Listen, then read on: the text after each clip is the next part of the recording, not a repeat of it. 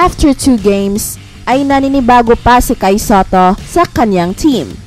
Pero, grabe ang pinakitang bilis ni Kai Sotto at para na siyang sprinter ngayon. Ang bilis tumakbo at parang tumatakbo si Kai Sotto ng 100-meter dash sa Olympics. Now, let's compare his speed sa mga big men sa NBA. Ito ang takbo ni Kai Sotto.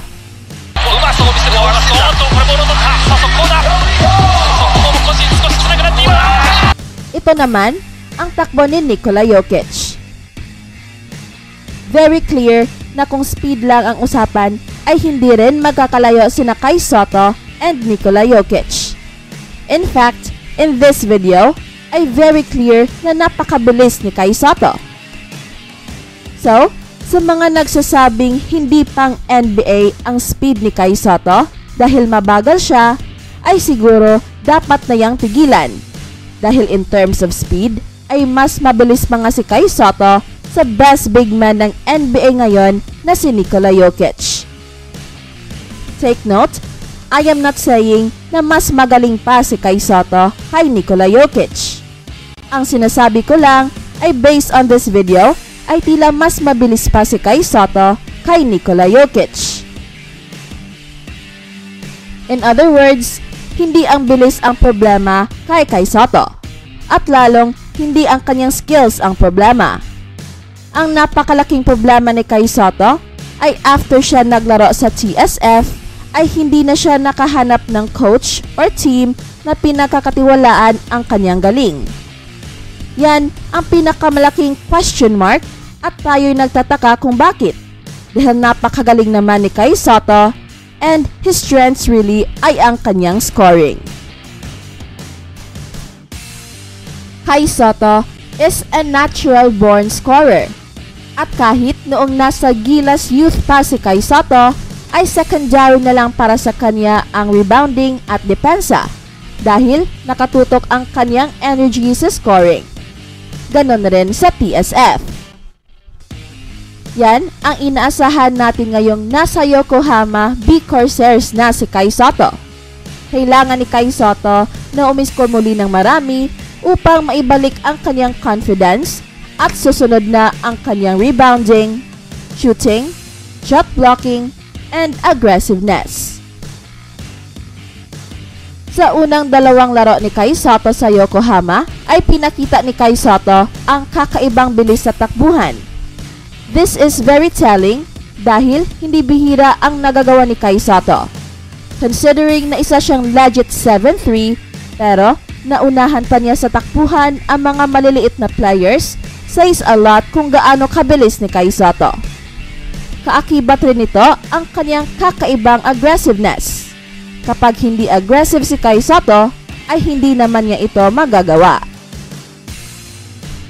It takes a lot of energy to do this kind of sprint. Hindi ito madali and his speed is amazing. Hindi nga ako makapaniwala sa bilis ni Kai Sotto dito. Bihira ang mga ganitong sprint na makikita sa basketball, and what made this extra special ay nagresulta ito sa isang 2-point basket. Hindi lang tumakbo si Kai Sotto for the sake of running. Tumakbo si Kai Sotto ng napakabilis dahil alam niyang merong opening kapag naungusan niya sa takbuhan ang depensa.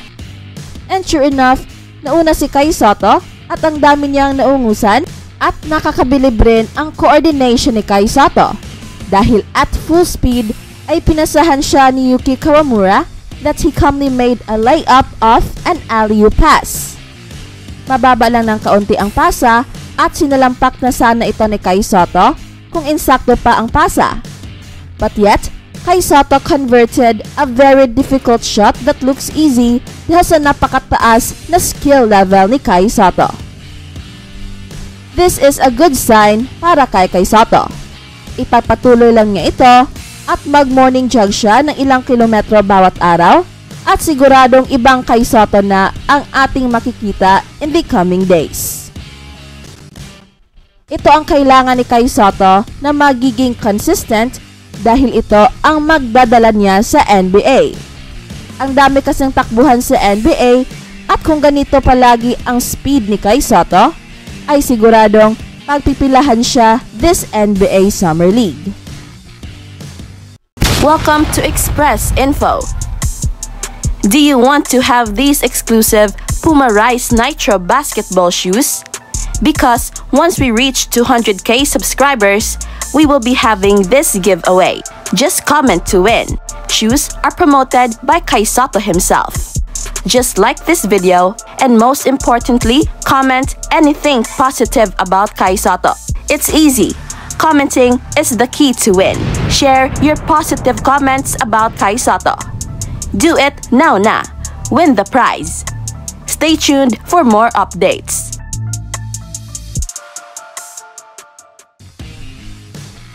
Samantala, si Dwight Howard ay maglalaro para sa Pilipinas for the Dubai International Basketball Championship. Ito ang nakalap nating balita sa Twitter na ngayon ay X na ibinalita naman ng Spin.ph. And I quote,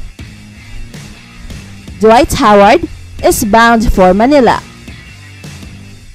The former NBA champion and 8-time All-Star is set to play for Philippine side Strong Group in the Dubai International Basketball Championship. The Athletics Shams Charania said in a post on X on Tuesday night. Well, napakagandang balita ito para sa mga Pinoy basketball fans na kung saan napakarami ang fans ni Dwight Howard na kilala bilang NBA Slam Dunk Champion and NBA All-Star. Sino ba ang hindi makakakilala sa Superman dunk ni Dwight Howard?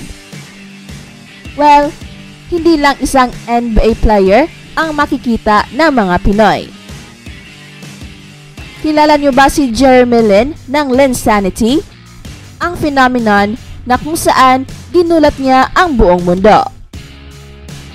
Nandito na sa Pilipinas si Jeremy Lin para maglararo sa New Taipei Kings versus the Morocco Bucks sa pagpapatuloy ng EASL tournament na kung saan it is expected na napakaraming manonood dahil napaka-popular pa rin ni Jeremy Lin dito sa Pilipinas.